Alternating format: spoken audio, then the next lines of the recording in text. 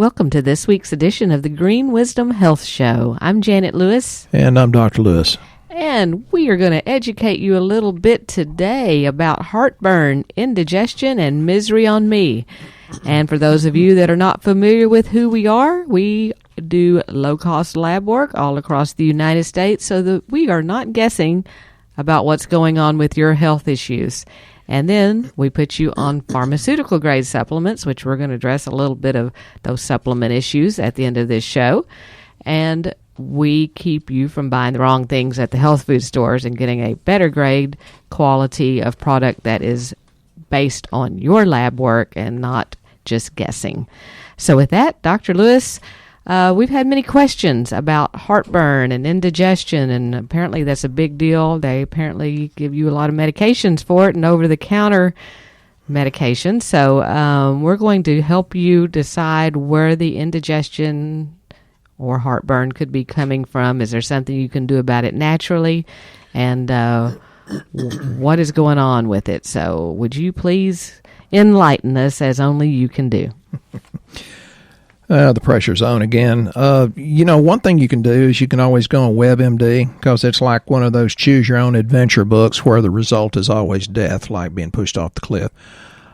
Or you could do something different. Sorry, I'm going down a rabbit hole already. Indigestion can be a lot of things, and I do tell people, I'm a chiropractor, and I look at things from a structure-function point of view, and it's always a good idea to see a GI doc, because it can be something super serious like pancreatic cancer, or stomach cancer, esophageal cancer. It is good to get a medical opinion. We do have the best medical profession on earth. I think one of the biggest issues we have is too many toxins and not enough nutrients, and I know that's true because I read all the research, and I'm blessed with a good memory. Thank goodness for that. So the indigestion can be a symptom that's stomach or the intestines, and it can be a problem there. It can be just the disorder all by itself. Food allergies, I think, is a major contributing factor. Intolerances, such as lactose intolerance, can cause indigestion, although there are many, many, many intolerances, and now I'm studying this whole brand new thing. There's a way big difference between food allergies and food sensitivities, and holy cow, the differences, the things I've learned recently. We are never who we were last week, last year, 10 years ago. We're just constantly evolving, and I'm just scared to death that it's like, I'm missing something, so I have to read, study, discern the truth from the smoke, mirrors, and bull that they do put out there quite a bit. One of the major contributing factors, the things that we're most sensitive or allergic to, is the high complex carbohydrates, grains, and legumes. There's also other studies that say, well, you kind of need to soak that, and nature put in its own self-protective mechanism by, you've got to soak the grain for a long time before it begins to sprout. And that's why if you soak your beans before you cook them, it creates a lot less flatulence. For those of you that don't know what flatulence is, that's what your husband does and tries to hold you under the sheet, and he thinks that's funny, although I think it's not really appropriate. Grains, because they're genetically modified. I'm telling you, folks, that's a real problem. And anytime you can get organic or non-genetically modified, you need to do it. I don't care what it costs, because I was talking to a guy the other day, a very, very incredibly intelligent man, and there was quite a few people that did tests with this new lab that can figure out the real differences between food allergies and intolerances way beyond a lot of these lab companies that say they're doing it, which I think is a lot of smoke and mirrors. But he said, there was 3 people that did not have a gluten issue. He was one of them, and there was 2 others. Well, he was raised in Mexico. The other guy was raised in Peru, and then the third guy was raised in Cuba, because they don't have the genetically modified crops. And I don't care what some of my Facebook friends say. They say, GMOs are fine, and I spray my fence line with glyphosate. It's like, you were a strange child, now you're a stranger adult. Just because it doesn't kill you right on the spot doesn't mean it's not bad for you. I'm telling you, GMOs are killing us. That's why we have more problems. We have more, I hate to say autism, but that's one of the factors there. We have more autoimmune diseases, and it's getting more common, but it's getting younger and younger because these kids are being born from mothers that already had their genetics messed up by the GMOs or their immune system also. So then it creates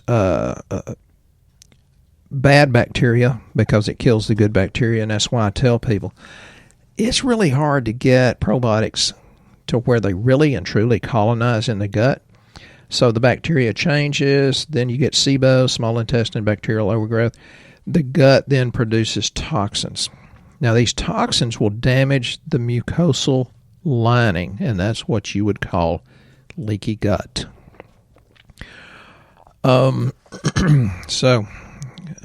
Recent test makes Dr. Lewis think, holy crap, the rules apply to me too.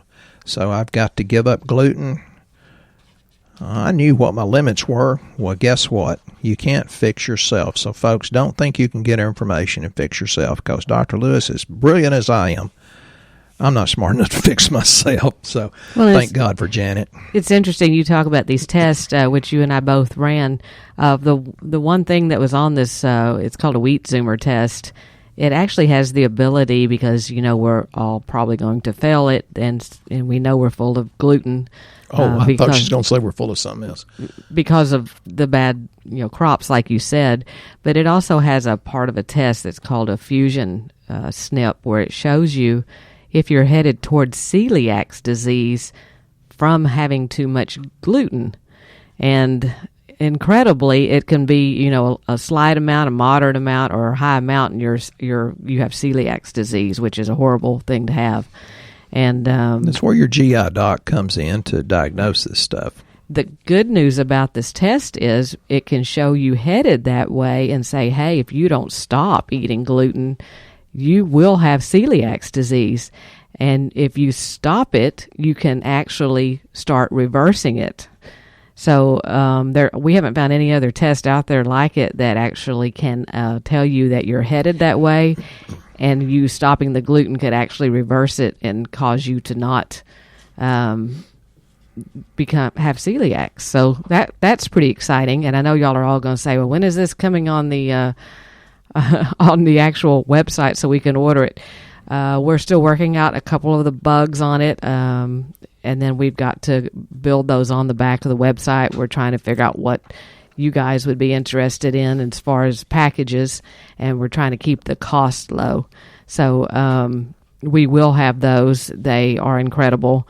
And like I said, stay tuned, because they have been more than worth the money that we spend on it to find out information. And they do a lot for a very, very relatively small amount. Yes, folks, I've had these tests with other labs, and again, I'm not impressed. And I know some people say, well, you need this. I said, yeah, I know, but I want to make sure it's real. One of these days I'll get on the podcast and talk about hair analysis and how crazy they are different with the same hair sample, and for the third time. So I don't have any faith in them. So you hair analysis companies, if you're listening, hey, prove me wrong. So, one of the things that I tell people, or sometimes people come in and tell me, they say, well, I drink apple cider vinegar and the heartburn goes away.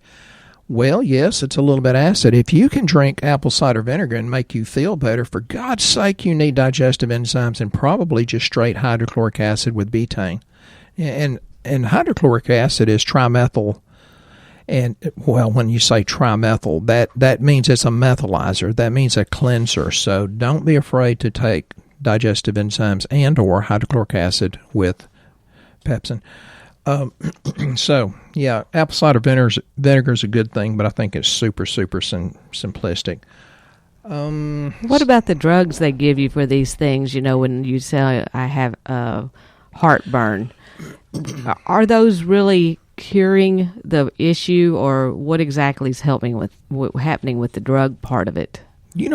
What's really amazing, folks, is that Janet and I work so well together because we have two completely different set of notes, and she's just almost psychic in the things that she asks because I'm there in my completely different set of notes. So she's psychic, or sometimes psychotic. But that's actually didn't even read a note. I was just asking a question. Okay, so she was psychic or psychotic. Again, I'm a chiropractor. I'm not against drugs. I'm against the need for having to use drugs.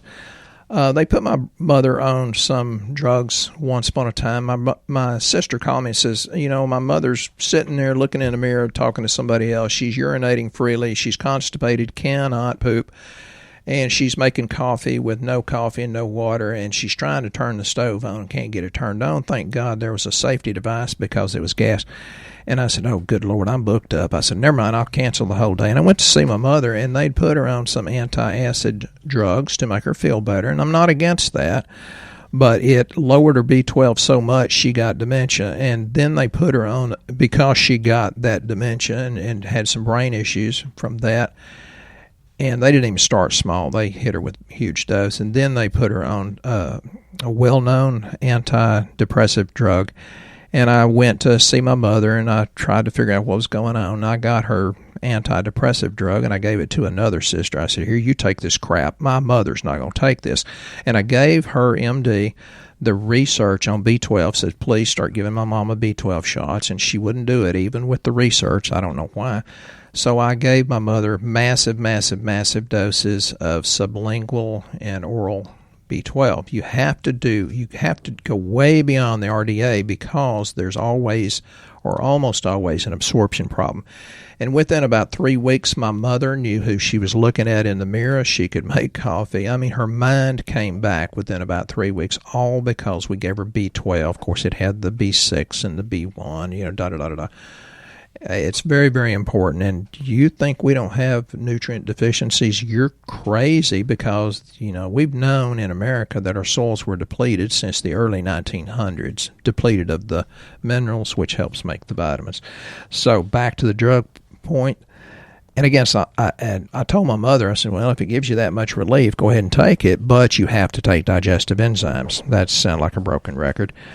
One of the real problems I see is some of the antacids are aluminum-based. Well, Jesus, we know aluminum can contribute to Alzheimer's and all kinds of other things. Sometimes they have calcium carbonate. Well, that's like licking on a limestone rock. And then if you have calcium carbonate and drop the acid level in your stomach, the stomach says, oh my God, it's too low, and it has an acid rebound, and you end up with it worse than it was before. And guess what aluminum and calcium carbonate can do? Cause constipation. Interesting. When they give you those drugs, don't they tell you that you have too much stomach acid, and that's why you need to take it? Yeah, and most of the time, unless they really, really test it, it's really too low, and that's why the judicious use of betaine hydrochloric acid is very important. We can tell within 6 pills and 3 meals whether you really need it or not. But again, if you can take apple cider vinegar and make you feel better in that regard, you need the betaine. Or you can just do digestive essentials. That's easier and smarter. Yeah, most everybody needs it. And on lab, when you're looking at lab, because if you don't know what you need, on the metabolic panel, we're looking at your globulin. Your globulin optimally should be about a 2.7 or 2.8. And many times we see people with it at a 3.0, 3.1, but you're going, well, that isn't very far off. Well, on lab, it's hugely off. Sometimes 1/10 of a point is a big deal. Sometimes it's not, depending on what you're measuring. Yeah, and if you got it that bad, then you've got a lot of burping, belching, gas. And misery on me, and your husband's flapping the sheets trying to gross you out at night. Yeah, and probably not going to the bathroom well. So, and you're having all this burping, belching stuff. So, that's a good indicator that you may need the digestive enzymes. And then on the chloride end, if it's really low, that tells you actually don't have enough hydrochloric acid in the gut, and that's where Dr. Lewis was talking about doing betaine. There was an interesting study I read one time. So I'm going to stir the pot. It's from Johns Hopkins, and there's some really incredible research comes out of there. I have quite a few of them archived here. It said that you can have a decreased sexual ability and or breast enlargement I'm talking about men, not women. This has got to do with digestion and heartburn. I don't know where he comes up with this stuff. It always goes back to this. Okay, go ahead. Objections overruled, counselor. I get to speak my mind. If you're a lawyer out there, sorry if I misuse your terms. It said decreased sexual ability or breast enlargement can result from prolonged excessive use of the heartburn medication Tagamet. So maybe your man boobs aren't because you're drinking the light beer, which is a bad thing. I can't drink beer anymore because of the gluten in it. I hadn't tried any gluten-free beers that I think are worth going back for the second one. Which, anyway, we'll fix your gut. Okay. Some of your common causes of heartburn are laying down after eating. That it bothers you. Like I said, having low stomach acid. You're overweight. Which a lot preaching to getting personal. A lot of America is, even though you're looking around and thinking, hey, everybody looks like me, you are probably still overweight. Go to China, you'll feel fat. At my 170-something pounds, I was the fat boy on the block. Yeah, now when you're this thin, it's like, oh, you must have cancer because you're so thin. But honestly, you're supposed to weigh that. Overuse of ibuprofen, which a lot of people tell me they take that before they go to bed every night so they can sleep. And it's really funny, since marrying Janet, I rarely ever take ibuprofen. But before Janet, I used to take those 250-count bottles like crazy. And yes, it boo-booed my stomach in a big way. Sometimes having a hiatal hernia will actually cause heartburn, which I've seen Dr. Lewis actually help with a chiropractic adjustment. Yeah, there's soft tissue manipulation for that. So, see your chiropractor for that one. It works wonders. Sometimes it's the level of H. pylori, and the problem is if you lower your hydrochloric acid or acid level in your stomach, then it can allow the H. pylori and other bad bugs grow.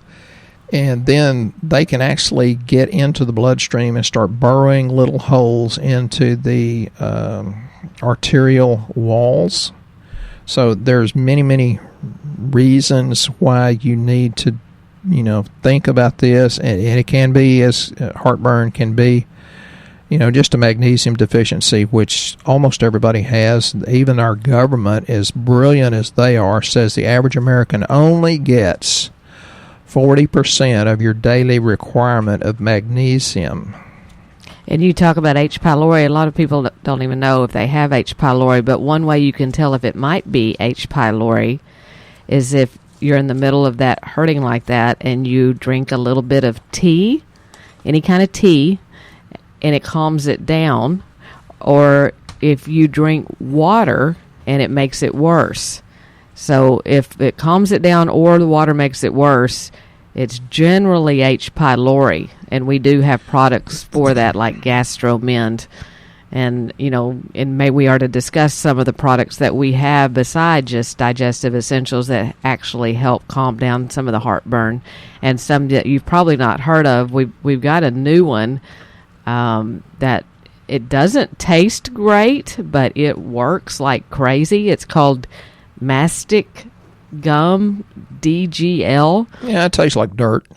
Well, it's cinnamon flavored dirt. Well, they're lying about the cinnamon flavor. But I mean, it starts out good, but the ending doesn't taste great, but it really does work. They're little wafers, and you can chew them up, and the indigestion heartburn is gone quickly. So if you don't want to take a medication, that's a great combination. Dr. Lewis, you might want to talk a little bit about the the GI support that we have. That is a powder. That's a powder. I like powders, and it has the things in it, all kinds of different things that really helps. Some of it's DGL. Big one's L-glutamine. Yeah, glutamine's one of the amino acids. And I want to talk just a little bit, go down this rabbit hole, but it still really and truly is related. I was talking about H. pylori and different things. They can burrow, and get into your arterial system and cause, little holes there. And the body, in its defense mechanism, plaques it with cholesterol. Cholesterol is not the booger bear it's meant to be. And I just loaned out my book, The Cholesterol Hoax, to another doctor. And I said, oh, dear Jesus, please bring it back. But I did it because his doctor got his cholesterol down to 126. And I told his wife, I said, you just doubled his risk of stroke. I think everybody, and I put instructions in this book for this other doctor to go get his coronary calcium score, because you can have the plaquing and it may be related to, bad digestion. I got a coronary calcium score, and, I've had a history of chest pain, which has nothing to do with my heart. And my report said your total calcium score is 6. Well, if it's a 400 to 1,000, you're about to have a heart attack within 2 or 3 years, according to the research. Basically, they said with a calcium score of 6, I've got as much calcium in my heart, coronary arteries, to be a toddler. Don't worry about it.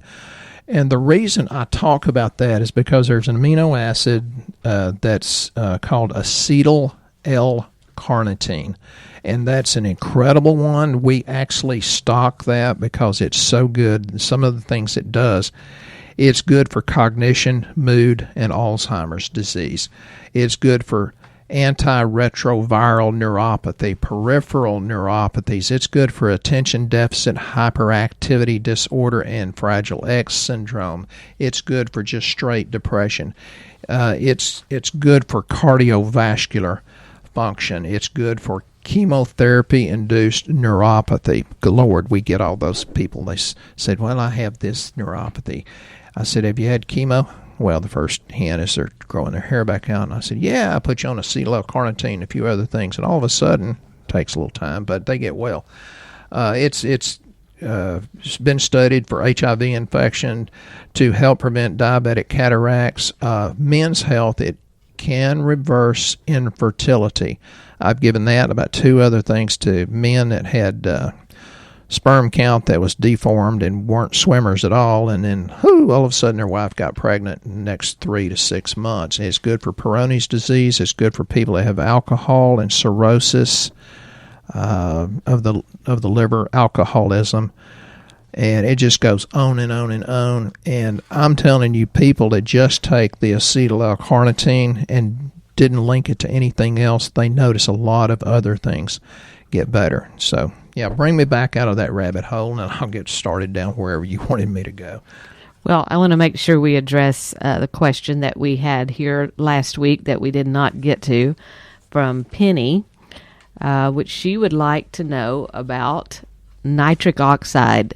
Is it important to her health? She's got several parts of this question. Where do we find nitric oxide in the body? And what is the difference between nitrates and nitrites? We get a lot of good posts from Penny, so please keep it up. Nitric oxide, let's start there. Nitric oxide is very, very important. A lot of men like L-arginine, another amino acid. I think I'm going to have to get deeper into the amino acids. They like that because it gives them a boost of energy. It helps testosterone.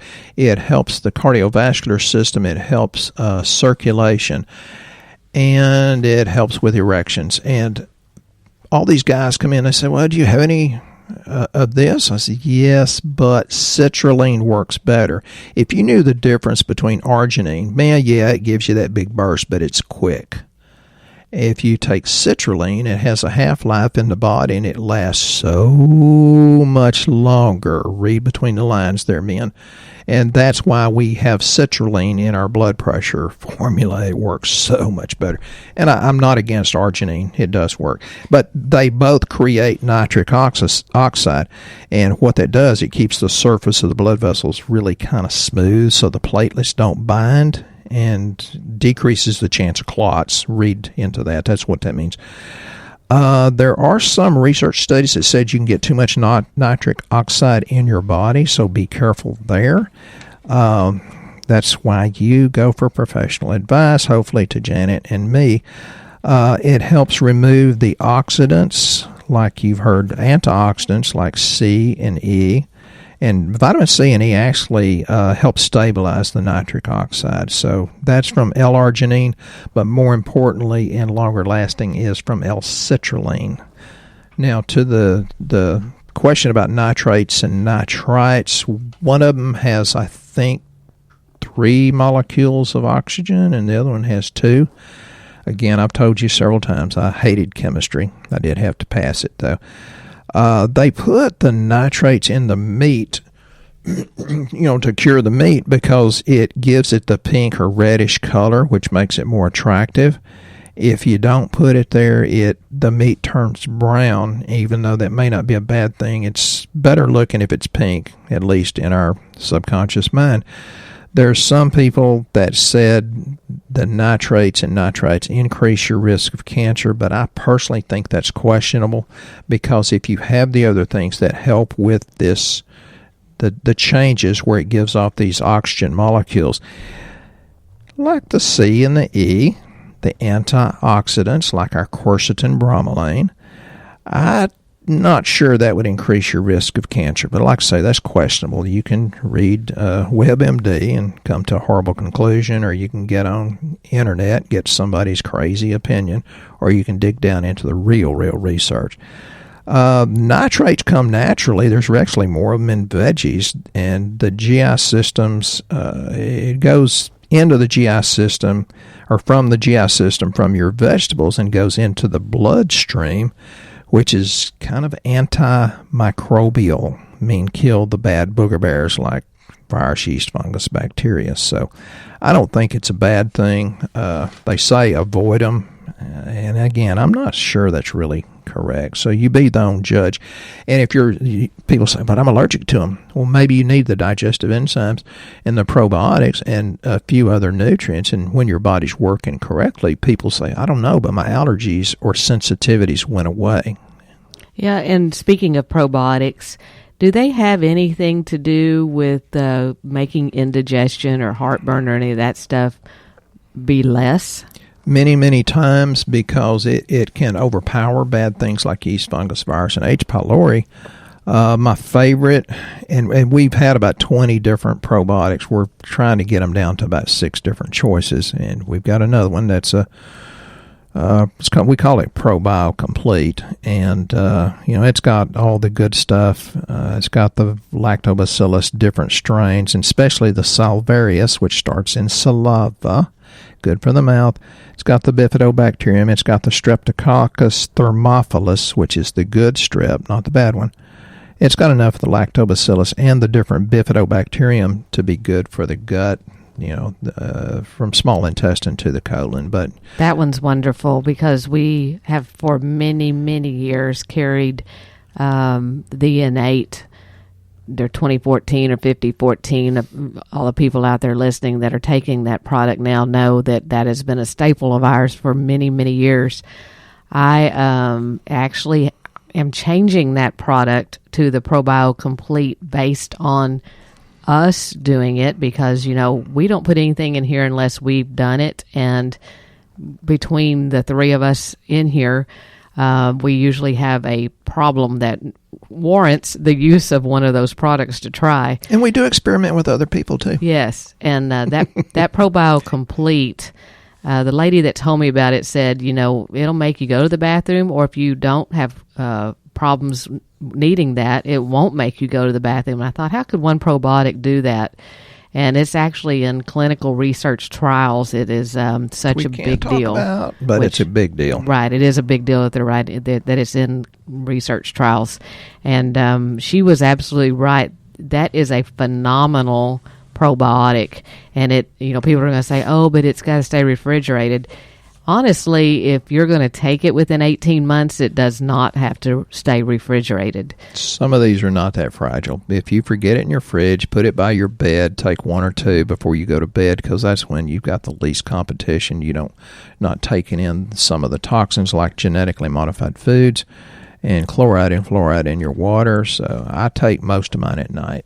And there's 60 in the bottle, so I would hope that you would take it before 18 months. But that is our go-to favorite because it's amazing how well you feel taking it. And I did well with the Innate, and many of you have out there and that is a wonderful product as well.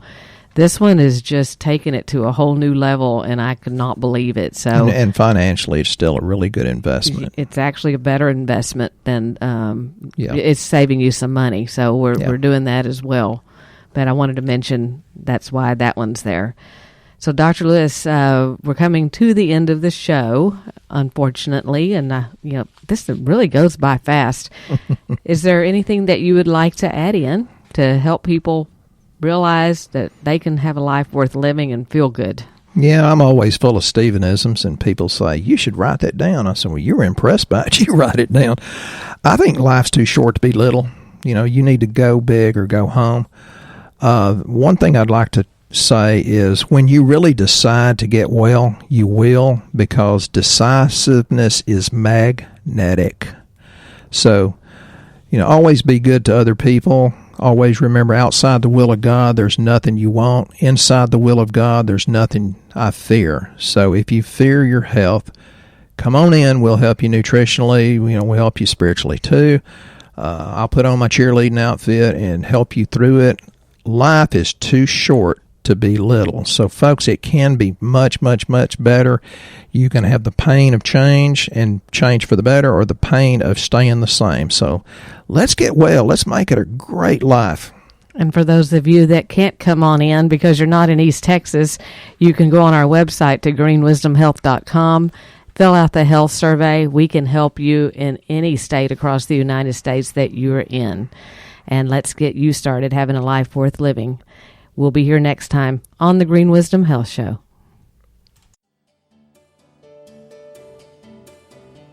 Once again, our show has come to an end, but your hope in your health is only beginning. If you or a loved one are in need of a different outcome and are waiting for a brighter future, take the first step and go to our website and fill out the health survey. Please don't keep us a secret. If you know someone that could benefit from this podcast, please share this show with your friends and family. You are only one step away from a life worth living.